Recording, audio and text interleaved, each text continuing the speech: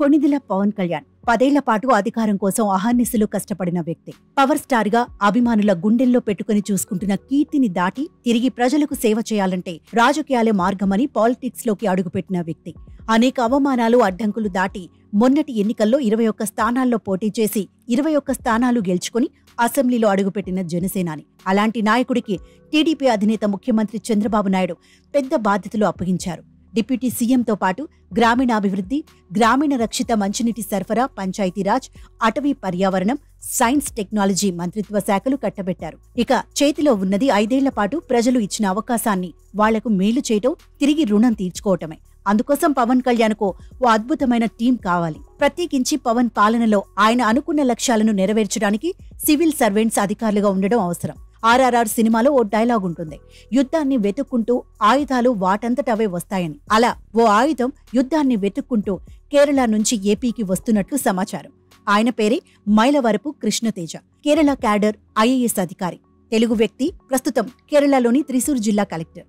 ఎందుకు పవన్ కళ్యాణ్ ఏరి కోరి Kerala cadre IAS అధికారిని తన పేషీలోకి తెచ్చుకోవాలనుకుంటున్నారనేది చాలా ఆసక్తికరం. పవన్ కళ్యాణ్ దృష్టిని అంతలా ఆకర్షించేలా కృష్ణతేజ తన 7 ఏళ్ల కెరియర్లో ఎన్ని ఘనతలు సాధించారో తెలుసుకోవటం చాలా అవసరం. పల్నాడు జిల్లా చిలుకలూరిపేటకు చెందిన కృష్ణతేజ 2014 సివిల్స్ పరీక్షలో 66 ర్యాంక్ సాధించి విజేతగా నిలిచారు. ట్రైనింగ్ పూర్తి చేసుకున్న తర్వాత 2017లో కేరళ క్యాడర్లో అలెప్పి జిల్లా సబ్ కలెక్టర్గా నియమితులైన కృష్ణతేజ చాలా తక్కువ సర్వీస్లోనే దేశవ్యాప్తంగా పేరు సంపాదించారు.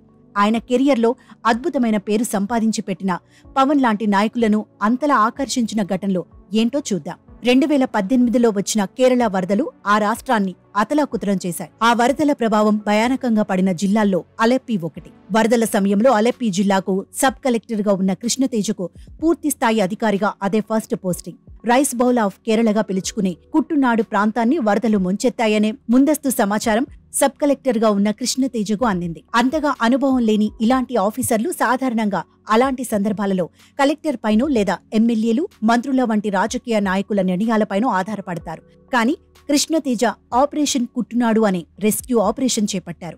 లోతట్టు ప్రాంతాల్లో ఉన్న 2.5 లక్షల మంది ప్రజలను 48 గంటల్లో సురక్షిత ప్రాంతాలకు తరలించాలి. స్థానిక మత్స్యకారులు, బోటు యజమానులు అందరితోనూ హుటాహుటిన సమావేశమైన కృష్ణతేజ ఈ రెస్క్యూ ఆపరేషన్ను ప్రారంభించారు. పై అధికారులకు ఏం జరిగిందో తెలిసేలోపే స్థానిక యువతతో కలిసి 48 గంటల్లో 2.5 లక్షల మందిని సురక్షిత ప్రాంతాలకు తరలించి కృష్ణతేజ అందర్నీ ఆశ్చర్యపరిచారు. Operation Kuttanad super success. స్వయంగా రెస్క్యూ ఆపరేషన్లో పాల్గొన్న కృష్ణతేజ వరదల ప్రభావం లోతట్టు ప్రాంతాల ప్రజలపై పడకుండా తప్పించగలిగారు. ఇదివో IAS అధికారిగా ఆయన సాధించిన మొదటి విజయం. దేశంలోని అతి సమర్థవంతమైన రెస్క్యూ ఆపరేషన్స్ లో ఒకటిగా ఆపరేషన్ కుట్టునాడు నిలిచింది.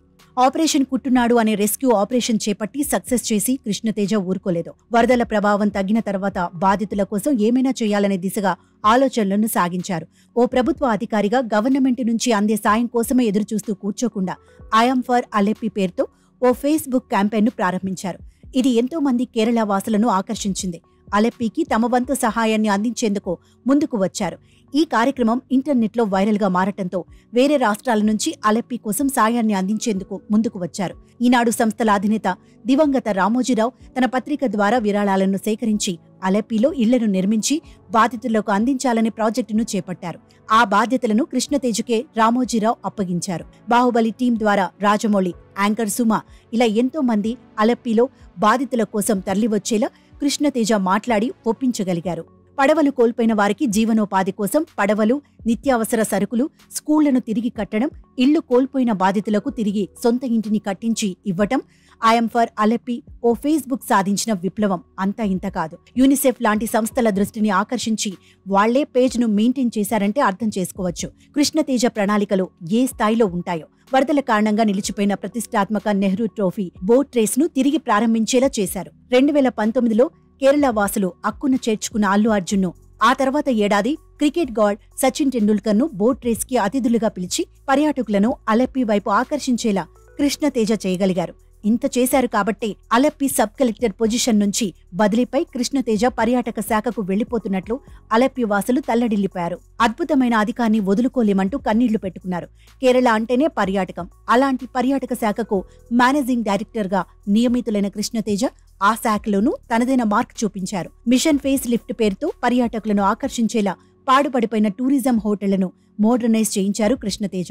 కేటీడీసీ ఆధ్వర్యంలోని రిసార్టులను అభివృద్ధి చేయడంతో పాటు మాయా పేరుతో ఓ చాట్ బోట్ ను క్రియేట్ చేయించి కేరళ టూరిజం కోసం వచ్చే పర్యాటకులను గైడ్ చేసేలా సాంకేతికతను రూపొందించడంలో కృష్ణతేజ సక్సెస్ అయ్యారు. క్యారవాన్ కేరళ పేరుతో ఓ చిన్న క్యారవాన్ ను అద్దెకు తీసుకుని కేరళలో నచ్చిన ప్రాంతానికి మీ కుటుంబంతో సహా తిరిగి రండి అంటూ ఆయన తీసుకువచ్చిన మరో ఆలోచన కేరళ టూరిజంలో విప్లవాత్మక మార్పులను తీసుకువచ్చింది. ఇదే సమయంలో కరోనా విలయం కేరళను చుట్టేయటంతో ప్రజలకు మరింత సేవలను అందించాలనే ఉద్దేశంతో ప్రభుత్వం కృష్ణతేజకు Kerala civil supplies corporation limited general manager గాను నియమించింది.